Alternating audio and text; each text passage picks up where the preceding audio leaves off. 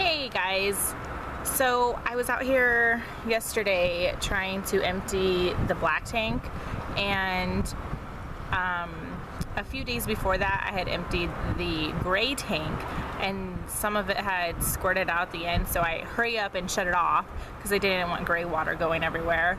And I thought something was wrong with the fastener that I had on there, but I went and looked at it yesterday and realized that it wasn't the fastener that I had on here. Typically I have just a metal fastener on here, and it just holds the hose to this elbow piece. Anyways, I thought the leak was coming from right here. It wasn't. I ended up looking at my hose a bit more closely, and this is the piece that I cut off, and all in there, there's just cracks. My entire hose just is cracked out of nowhere. I didn't even see it coming.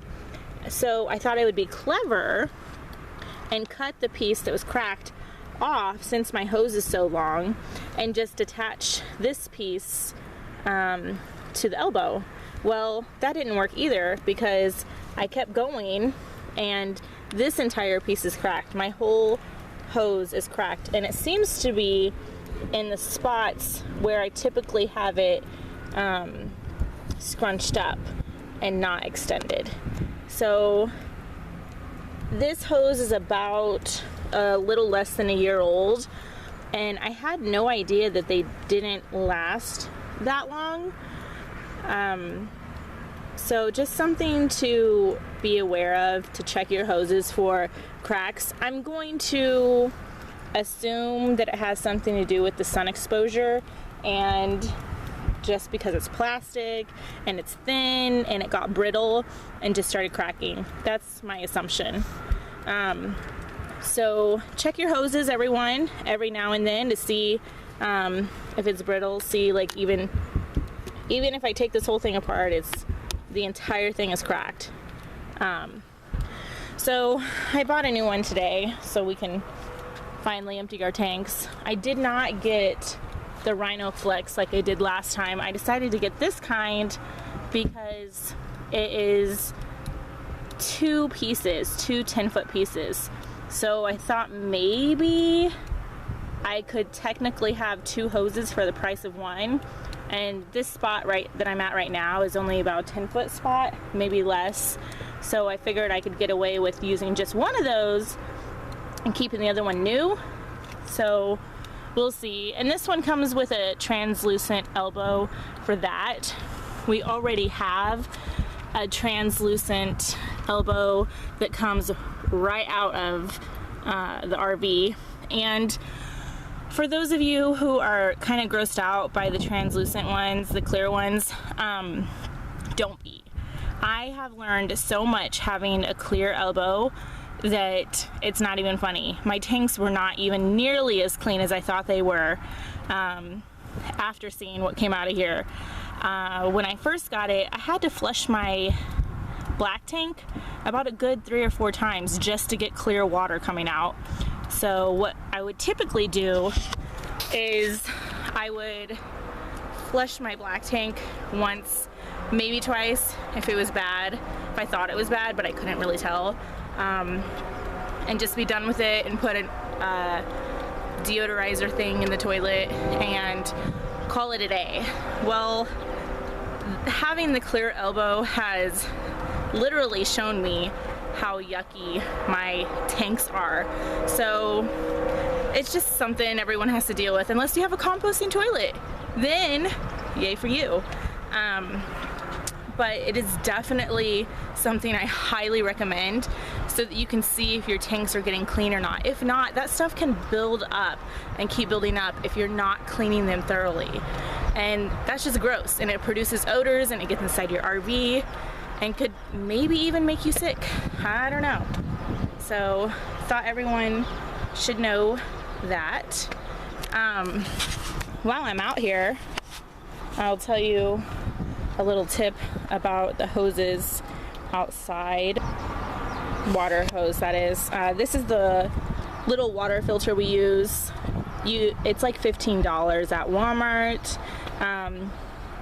Normally I would put the filter right at the spigot first and then connect the hose to the filter that's at the spigot, but I don't even know why. It ended up like this and I just never changed it. So the reason why I would typically do the filter at the spigot is because it could filter the water before it even goes through the hose.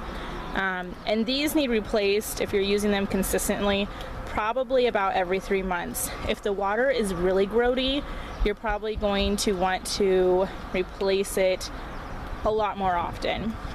We had to replace ours when we were in Northern California, and we probably used it for a solid 3 months, and it was absolutely disgusting. Just looking inside of it, it was so gross.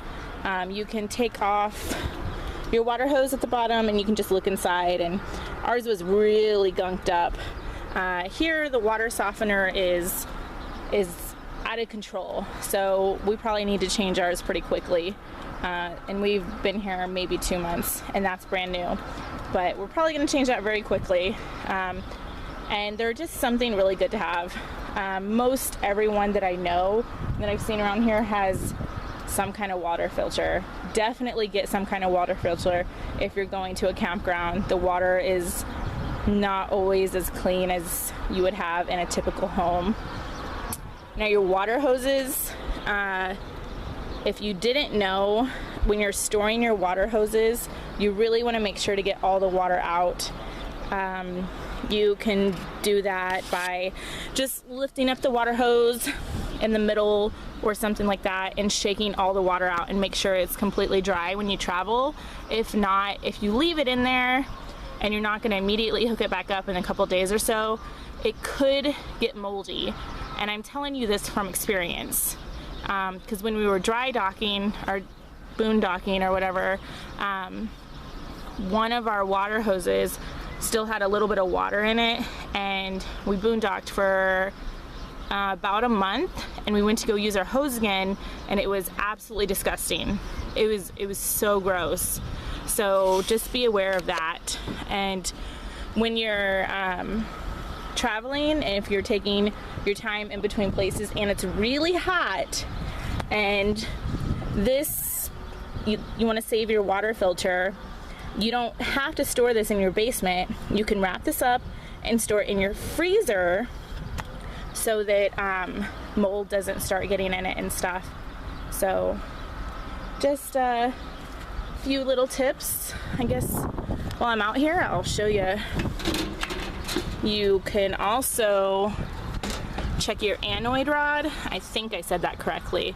Now, not everyone's water heater looks like mine. There are definitely different, I think a couple different kind of water heaters, but most of them have anode rods, unless you have the instant hot water kind, then you probably don't have that. But mine is located right here, and you just want to take this, unscrew it, and it's a really long rod, and if it's completely corroded, you want to replace that. And those are really cheap to replace. You can actually go to a hardware store. You do not have to go to a camping store to replace those.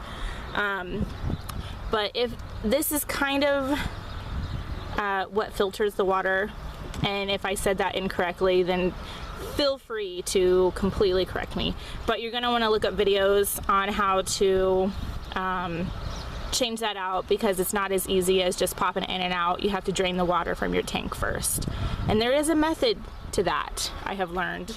Off the top of my head, I'm not going to say anything because I think that I would get it incorrect and then get yelled at by some viewers. But that's another thing to check outside, is this. It's all in the general area.